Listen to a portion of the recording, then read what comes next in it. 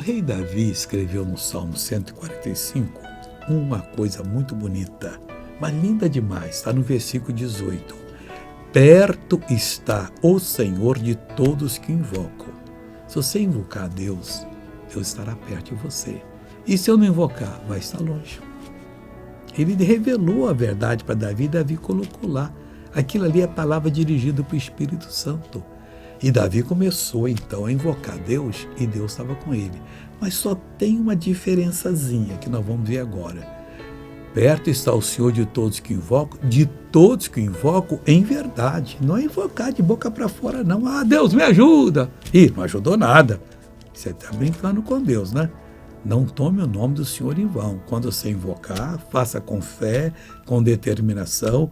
Eu vou sair abençoado e você vai ser abençoado. E a mão de Deus fará de você uma verdadeira bênção e da sua família também. Veja essa pessoa abençoada.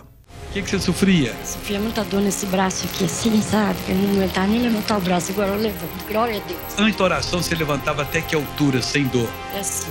Eu não... Pentear o cabelo? Até pentear o cabelo. E mais fazer a cabeça, jogar a cabeça aqui para fazer isso. Verdade? Então levanta agora.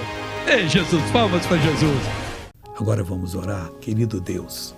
Eu oro e estendo as mãos agora, já desejando um ano novo feliz para todas essas pessoas. Eu repreendo todo o mal que está na vida delas, eu mando que saia, vá embora, em nome de Jesus. E você diz amém. Glória a Deus.